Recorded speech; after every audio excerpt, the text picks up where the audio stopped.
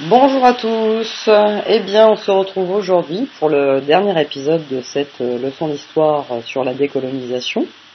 Et donc la dernière fois, pour faire la transition, on avait étudié en détail la guerre d'indépendance d'Algérie, qui constitue donc notre principale étude de cas dans cette leçon. Et dans un troisième temps, dans cette leçon, en fait, on va s'intéresser de plus près à ce que vont devenir en fait ces pays qui ont accédé à l'indépendance et qui étaient tous donc d'anciennes colonies européennes. Alors, je vous propose un premier document, effectivement, donc une carte, qui en fait parle tout simplement d'une conférence, puisque ces pays colonisés, qui sont devenus indépendants, ont décidé de se réunir en 1955 à Bandung, donc pour vous le montrer, c'est ici, en Indonésie. Cette conférence donc va réunir 29 participants de nations principalement africaines et asiatiques et vont discuter en fait de la politique à suivre. Car en 1955, vous l'avez bien compris, nous sommes en pleine guerre froide et les Américains comme les Russes sont impatients de savoir dans quel camp vers quel camp vont se tourner chacun de ces pays, puisque ces pays constituent un réservoir évidemment de population, de main-d'œuvre, de consommateurs et de clients, et donc effectivement il y a un enjeu avec ces nouveaux pays indépendants. Alors lorsqu'ils se réunissent, la première chose qu'ils font, c'est de condamner le racisme et le colonialisme. Ça paraît logique, puisque ce sont tous d'anciennes colonies qui ont accédé à l'indépendance. Ils vont décider ensemble de soutenir tous les mouvements indépendantistes pour libérer les peuples des pays qui sont encore colonisés, car vous vous souvenez, sur la carte qu'on a complétée en 1955, il y a encore beaucoup de pays qui sont colonisés, ils ne vont pas tous obtenir leur indépendance au même moment, il y en a qui l'obtiendront même que dans les années 1990, donc bien plus tard. Donc ils s'engagent à soutenir d'une manière ou d'une autre, financièrement, politiquement, ou même parfois militairement, les pays qui n'ont pas encore obtenu leur indépendance. Ils sont bien conscients que ce sont des pays qui sont en voie de développement et qui sont pour la plupart des pays pauvres, et donc ils décident aussi de chercher ensemble des moyens pour lutter contre le sous-développement et la pauvreté en fait de ces pays, qui constituent un troisième bloc. Et puis ils décident finalement ensemble de ne pas céder finalement aux sirènes aussi bien américaines que russes. Autrement dit, en fait, ces pays, qui constituent quand même, il faut que vous en rendiez compte, la moitié de la population mondiale, refusent de s'aligner sur finalement un bloc ou sur l'autre. Ils refusent en fait de s'aligner sur le bloc américain, donc de suivre la politique américaine dans le cadre de la guerre froide, mais ils refusent aussi de s'aligner sur le bloc russe dans le cadre de la guerre froide. Ce qui veut dire qu'en fait, et ça paraît logique, ils ont été colonisés pendant des dizaines d'années. Ils n'ont pas envie de se mettre sous l'influence ni des Américains ni des Russes, bref d'un autre pays à nouveau. Ils veulent être complètement indépendants, donc ils forment en fait un troisième bloc dans le cadre de cette guerre froide, un bloc neutre qui refuse de s'aligner sur la position d'un camp ou de l'autre. Et c'est pour ça d'ailleurs, comme ils refusent de s'aligner, qu'on va les appeler les non-alignés. C'est comme ça qu'on va les surnommer à l'époque. C'est aussi à ce moment-là, on va le voir, que ces pays on va les nommer plus précisément parce que ce sont des pays en voie de développement ou des pays pauvres, et en fait on s'aperçoit qu'ils vont former ce qu'on appellera le tiers-monde.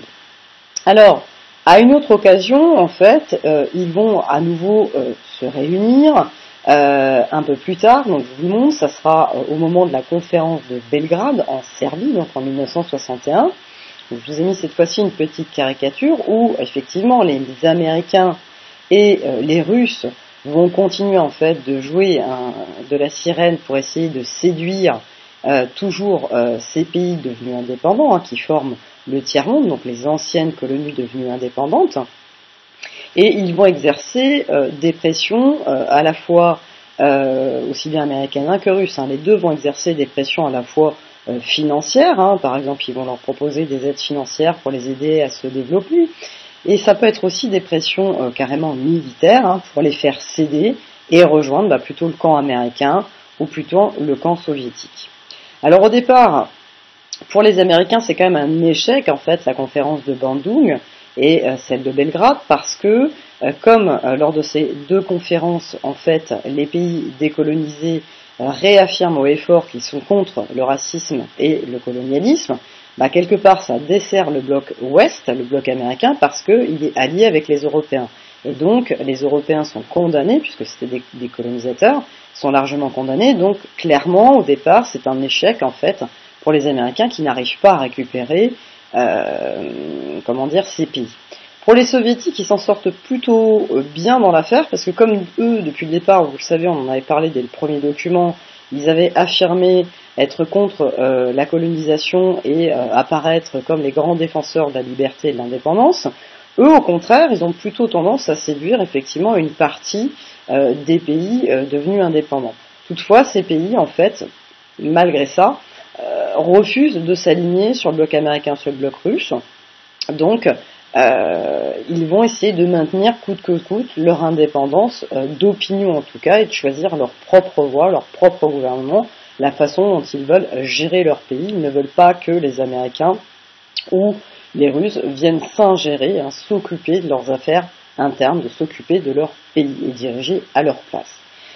Alors, malheureusement, il faut savoir que quand même, bien qu'ils représentent la moitié de la population mondiale à l'époque, ce sont des pays, donc comme je vous le disais, qui sont pauvres en voie de développement, et ils ne vont pas faire le poids face aux Américains et aux Russes qui sont patients et qui, à force d'exercer des pressions, vont finalement, très vite, pour certains, céder aux sirènes d'un camp ou de l'autre. Donc il y a des pays qui vont rejoindre le bloc américain, d'autres qui vont rejoindre le bloc russe, et puis certains qui vont effectivement maintenir en fait leur position et maintenir leur volonté d'indépendance vis-à-vis de ces deux blocs. Alors justement, c'est ce qu'on va voir, mais avant ça, on va préciser sur la carte, parce qu'il nous manquait effectivement quelque chose à rajouter.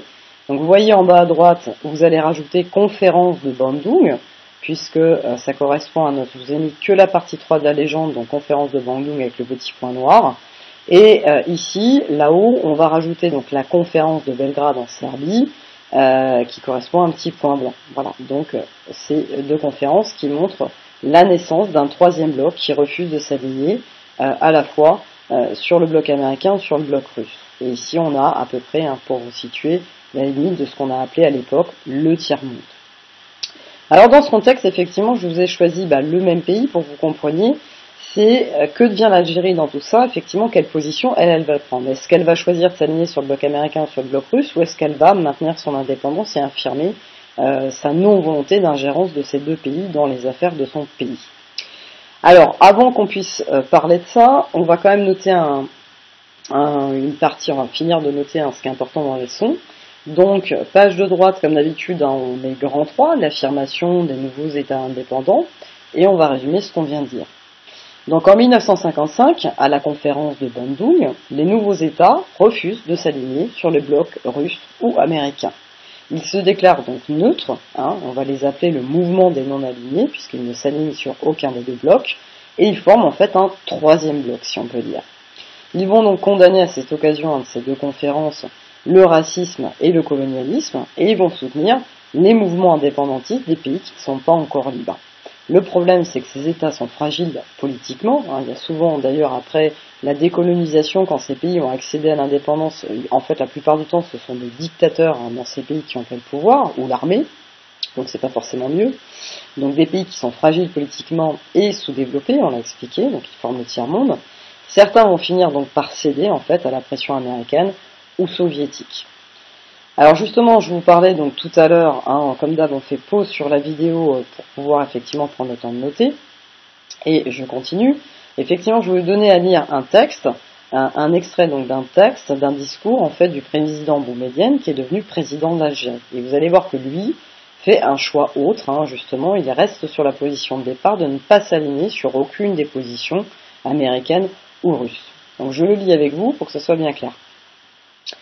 Le président algérien, donc Boumedienne, prononce un discours remarqué lors de la clôture de la 4e conférence des non-alignés à Alger le 9 septembre 1973. La coopération économique internationale ne saurait prendre un essor durable que si elle repose sur le principe de la souveraineté effective et concrète des pays en voie de développement sur leurs ressources naturelles. Donc si on veut le dire de manière plus simple, en fait à l'occasion de cette 4e conférence, parce qu'il y a évidemment plusieurs conférences, les 2 premières et les plus célèbres, c'est celle de Bandung et de Belgrade, c'est pour ça que je vous ai surtout parlé de celle-là.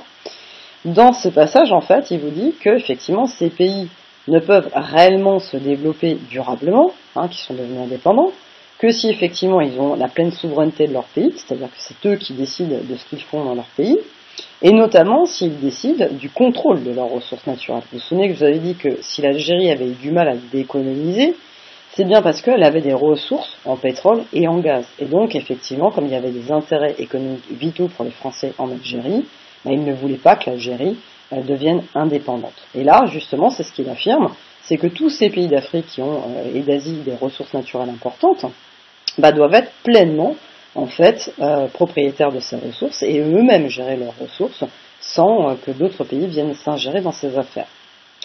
Il dit ensuite, il s'agit d'abord du contrôle effectif de chaque État sur l'exploitation de ses richesses naturelles, ce qui implique le droit à la nationalisation. Donc là, il le dit clairement, c'est le pays qui est propriétaire de ses richesses naturelles, qui doit exploiter ses richesses naturelles, qui doit s'enrichir de ses richesses naturelles, et pas un autre pays, par exemple à travers une entreprise privée qui s'installerait dans ce pays. Et donc, il le dit très clairement, en fait, ces ressources naturelles vont être nationalisées, c'est-à-dire que l'État de chacun de ces pays doit en prendre le contrôle. Les entreprises qui étaient privées seront donc nationalisées pour que ces richesses soient vraiment la propriété de l'État concerné. Il rajoute, en outre, la conférence donc a souligné la nécessité de renforcer la solidarité et la coopération entre les pays non alignés, et ce, afin d'accroître leur pouvoir de négociation dans la confrontation avec les groupements des pays industrialisés. Ce qu'il veut dire par ici, c'est qu'effectivement, il faut développer des liens de solidarité et coopérer entre pays pauvres et pays en voie de développement qui ont justement des ressources naturelles importantes, parce que s'ils sont ensemble alliés, ils vont davantage peser sur la table des négociations quand les pays industrialisés, c'est-à-dire d'Europe et d'Amérique, vont faire pression pour essayer d'exploiter ces ressources. S'ils sont divisés entre eux, ils ne pourront pas tenir le change face effectivement aux pays industrialisés. S'ils sont solidaires et qu'ils coopèrent ensemble avec un même discours, ils vont pouvoir à ce moment-là tenir tête aux pays industrialisés et décider. Troisième chose qu'il rajoute, enfin, la conférence préconise et encourage la mise en place d'organismes communs entre pays producteurs et pays exportateurs de produits de base, comme c'est le cas notamment pour le pétrole et le cuivre. Donc là, il donne une solution très concrète, c'est-à-dire qu'il dit que ces États en voie de développement, qui a ces États non alignés, doivent en fait organiser eux-mêmes et mettre en place des organismes particuliers qu'ils contrôlent eux et pas les Américains, les Russes ou d'autres pays européens, pour pouvoir effectivement négocier avec les pays exportateurs ou producteurs et gérer eux-mêmes l'exploitation effectivement de toutes ces ressources. Et c'est justement ce que va faire Boumedienne, puisqu'il va participer en fait à l'OPEP, l'organisation en fait des pays exportateurs de pétrole, et il va justement nationaliser en fait ces ressources de pétrole et de gaz du pays, donc en Algérie, ce qui va l'aider donc avec les bénéfices qu'il va dégager, ça va lui permettre en fait de développer l'industrie dans son pays. Et donc Boumedienne refuse en fait de choisir le camp américain ou le camp russe et réaffirme sa volonté de n'avoir l'ingérence d'aucun autre pays dans la direction de son pays. Alors, si on devait souligner dans ce texte une phrase importante, c'est celle-ci. Il le dit très clairement, voilà, je vous l'ai expliqué, c'est que voilà, chaque État doit contrôler réellement en fait l'exploitation de ses richesses naturelles. Et comment? En mettant en place justement des organismes qui vont leur permettre d'exploiter et de négocier avec les pays qui leur achètent effectivement ces ressources. Alors côté leçon, on va donc pouvoir rajouter on avait mis que certains donc vont avant céder en fait aux sirènes américaines et russes, mais effectivement il y en a d'autres qui vont au contraire s'affirmer et refuser l'ingérence des Américains, leur ingérence c'est l'ingérence des Américains et des Russes. Et j'ai fini sur le même exemple qu'on a étudié depuis le début, à savoir l'Algérie. En Algérie, donc un régime autoritaire certes s'est mis en place, parce que Boumedienne n'est pas un ange. Il nationalise les ressources de pétrole et de gaz du Sahara, et il va adhérer, comme je vous le disais, à l'OPEP, une organisation des pays exportateurs de pétrole, pour financer, en fait, avec ses revenus, son développement industriel, en contrôlant finalement la production et les prix, puisque c'est eux qui vont réguler la production pour faire monter ou descendre les prix du pétrole. C'est toujours le cas aujourd'hui, effectivement.